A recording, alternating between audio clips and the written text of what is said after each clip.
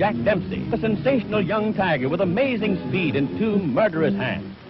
Jess Willard, the biggest man to hold the title under Marquis of Queensberry rule. Jess has the muscles of a wrestler and the sheer power of a raging bull when his temper's aroused. He stands 6 feet 6 inches in height and weighs 240 pounds. His great arching chest measures 56 inches. Though half a foot taller and 50 pounds heavier than his rival, the tall pine of the Potawatomi is rated only a 5-4 favorite over the Manassas Mauler. The 70,000 spectators pack around the ring in the blistering sunshine. The championship belt of gold and silk is paraded for all to see, symbol of every heavyweight king from John L. to Willard himself. The referee, Ollie Ficord, calls Willard and Dempsey from their corners for instruction. Now you can see what a difference there is in their size. Though a great athlete, the bronze challenger seems almost puny next to the giant he's about to fight. They listen quietly, almost without interest, to a story they know by heart. Sweat beading shoulders and foreheads. The crowd waits tensely. Who'll win? Willard with his fine jab and smashing uppercut, or Dempsey with his speed and the best left hook of all time? Round 1 coming up. The timekeeper jerks his bell cord. Somehow it jams, and Willard doesn't hear the faint sound over the excited yelling. He pauses, looks around, puzzled, doubtful. Say, what's going on around here anyhow? Where's the bell? There it is. So the big fight begins, and Big Jess moves easily into action. The mahogany-hued Dempsey circles, moving in and out with cat-footed quickness. The champion wants to keep Jack at long range with his poking left jab, but Dempsey won't let him do it. He's never still for an instant, bobbing and weaving around. It looks like a test of speed against power, and Willard has no chance to get set against Dempsey's speed. At such a pace, there's a lot of missing and a lot of clinching. It's bound to be that way, but it's only a warm-up so far. Each is trying to figure out the other's defense, to open him up, nail him with a punch. The challenger crowds keeps on crowding. The instant he's in the open, he moves back again. His left whips in tirelessly and often. The blows miss or graze Willard. Dempsey hasn't the range yet. Jess holds whenever he can, but that's Jack's meat. Nobody's strong enough to tie him up for long, and trying to hit him is like trying to hit a sunbeam that moves away. Dempsey's hands are in motion all the time. Willard tries to block with gloves and forearms and elbows, but he's compelled constantly to retreat. What else can he do against the endlessly moving little man? And when you're going away, you can't do much damage yourself. A champion is supposed to make the fight, but try as he will, it's far beyond Big Jess. But he hasn't been hurt yet. For all the charging, for all the blows, the tall pine has suffered no injury. He's clever, knows how to handle himself, and in spite of his great size, he moves around quickly and gracefully. No, the little man won't get him. They maneuver around the side of the ring. Now watch. There's that big left, and Willard's down. Up. Sure he's up. Dempsey hurt him along the rope, beating away with both hands. There's that left again, and Willard's on the floor for the second time. The champion's dazed, groggy, but he's game. He's up again. The fist drumming on him. And down he goes. Falls along the floor like a wounded animal, crouching with his back half turned as he arrives. The mauler overwhelms him with a hysterical burst of fury that sends him to the floor for the 4th time. Dempsey stands over the stricken man, his fist cracked. The instant Willard knees are off the floor, Jack at him again. Jess is wide open. He has absolutely no defense. And he hits the deck again.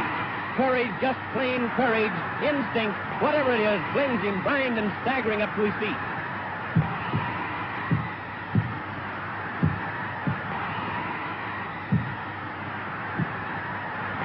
Willard reels around the ring, powerless, with Dempsey pumping right and left into him. Clear across the opposite corner, and there he's taking it again. How can the man stand it?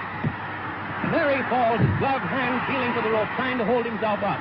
Then, painfully, he drags his racked body to a half-erect position. But a right smashes into his side. Other rights crash to the head, and Willard collapses into a sitting position, dazed and helpless, after the most murderous beating a man ever took in the ring. And there's the bell. But no one hears it. Dempsey turns away. He seems doubtful, puzzled. Turns and others rush jubilantly into the rope square. It's all over. The quickest heavyweight knockout on record. Jack hurries out of the ring to avoid the crowd. But the timekeeper and referee Ollie Ficord are yelling that it's not over. The bell had sounded before Big Jess was counted out. Where is the challenger anyway? Willard's chief second, Walter Monahan, and the other handlers have leaped into the ring to bring their man too. The champion seems helpless, but technically the fight is still on.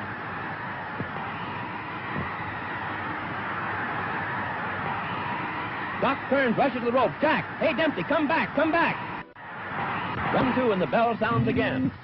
Amazingly enough, Willard rises for the second round. Beaten as no man ever has been, he advances into Dempsey's raging fist. He jabs as though any jab could keep that tiger away from him. With all his wearied, broken body, Jess does his best to keep going. Why? It's no use, he hasn't a chance, but there's the tradition of all champions behind him. He has to fight even when he has nothing left to fight with. Jess may not have been a great champion, but no braver man ever laced on a pair of gloves. If he quit under punishment, no one would blame him. It's courage, nothing but magnificent courage that's holding him on his feet. No matter what he does, he can't get away from that tiger who's stalking him. His arms and legs are heavy with exhaustion. Salt sweat burns the gashes Dempsey's fists have opened. When Jack bores in and hits him, drives him around the ring, he can't muster enough strength for a dangerous punch in return. The seconds and minutes are ticking by faster and faster.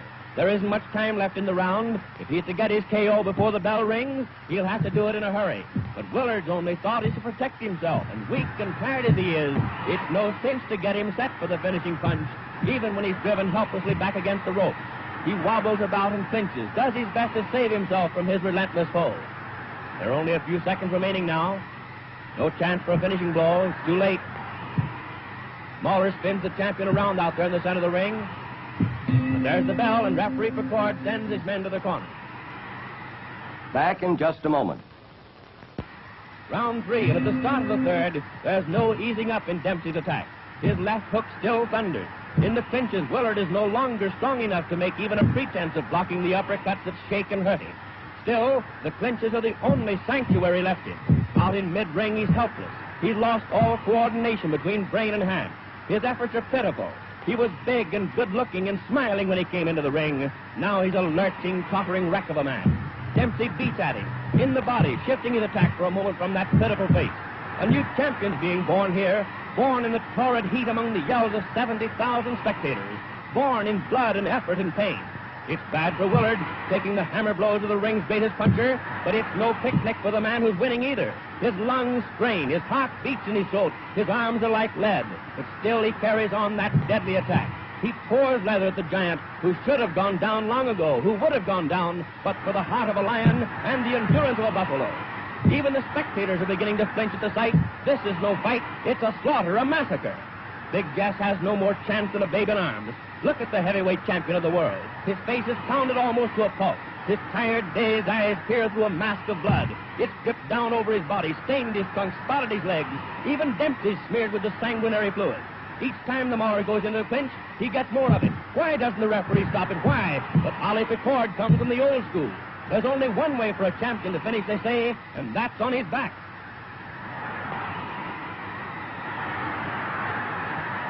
But the bloody, half-blinded Willard won't go down, not even when the tiring Dempsey's blows stagger and hurt him more and more.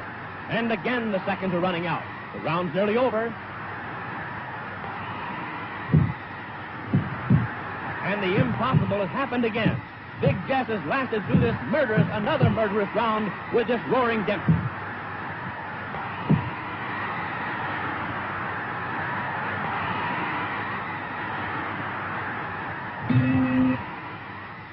Now coming up for round 4, but Willard can't come out for the 4th round. His nose and cheekbone are fractured, ribs broken, half a dozen teeth knocked out, and he's hardly strength enough to rise and shake hands with his conqueror. In this most unusual of fights, an idol has been born.